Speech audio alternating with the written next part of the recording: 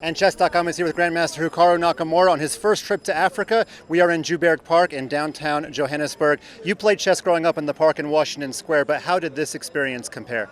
I found this experience very enjoyable. I think it's a little bit different than New York in that the people here have a lot more passion, and I really I enjoyed the whole experience because when you play against all these guys and they're trash talking, they're really getting into it. I felt there's a different level of passion for chess here than I felt when I played in New York City. Yeah, for those of you that are going to check out the videos on our YouTube channel, this was like Feingold versus Simon Williams to a whole new level. Was the level of trash talking distracting in any way? No, not at all. I actually I enjoyed it. It was part of the whole experience, and really, I think that's what makes it fun to play in the parks. Obviously, as a professional chess player, you're so used to playing in professional events where it's very quiet. You don't talk very much, and I think playing in the park it harkens back to like a different time in my life when I was just coming up and starting, and so it's great, and that's how chess should be when you're playing in the park in a non-serious environment. So it was just it was just awesome. Oh, they're working on ice. But guys, why did you put the man in the video recording? It's gonna downgrade the GM.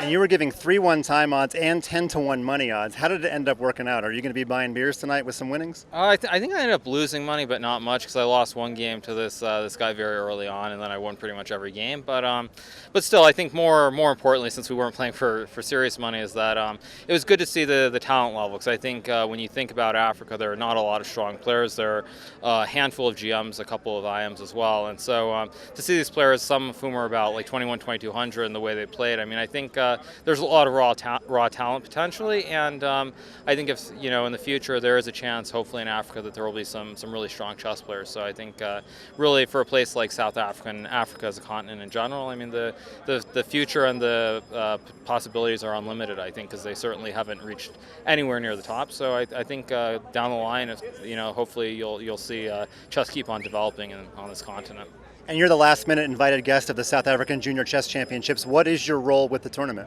Well, it's pretty random. When I was in London the last night of the Classic, I went out to dinner with a couple of friends, and there was this one French guy who I know quite well, and he mentioned that he's always been coming down to Cape Town.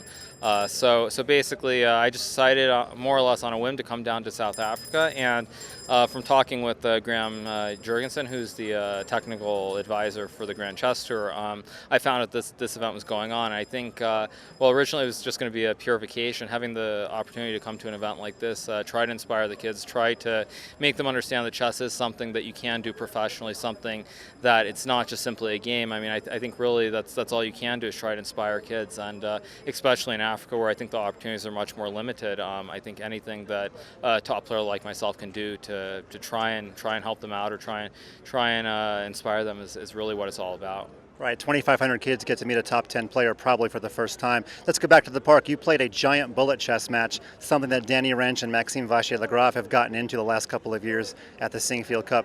Do you want to reprise this match with Danny or Maxime at the next Singfield Cup? I've seen the videos of them playing.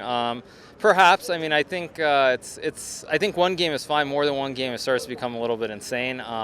But yeah, I wouldn't be opposed to trying it out. So maybe one of these times when we're all in St. Louis again. And finally, after you leave Johannesburg, what are the rest of your travels going to be like in South Africa? Well, after Johannesburg, I'm going to head up to Kruger National Park, try and see some wildlife and some game animals out there, and I'll be there for a couple of days. Then I'll go down to Cape Town, check out Table Mountain, Robben Island, obviously, which is very famous, and maybe head off to the Stellenbosch region to try out some wines. So just trying to enjoy the vacation before I get back into chess. So it's been great so far, and hopefully I'll keep on enjoying the vacation. And eat some more biltong, I'm guessing. Yeah, I think anytime you come to a country that's different, certainly you should try out the local specialities. Obviously, for me, I eat meat, so it's not a problem, unlike yourself, for example. But still, nevertheless, I think when you come to a country, you really should just try out the local food. And so far, I've tried out that. I had a kudu steak last night. It's another animal. So yeah, I've just enjoyed everything about it so far. And it's great to see what's going on here, because I think when you look at the news, a lot of times Africa is portrayed in a rather negative light. So I think it's great to be here and to see it with my own eyes, and to see that things are actually quite nice here in South Africa. Fantastic. Well, it was quite a time seeing you play Blitz with the raucous crowd. And for those of you wanting to see some of those Blitz games and the Giant Bullet Blitz game in downtown Johannesburg, check out the Chess.com YouTube page.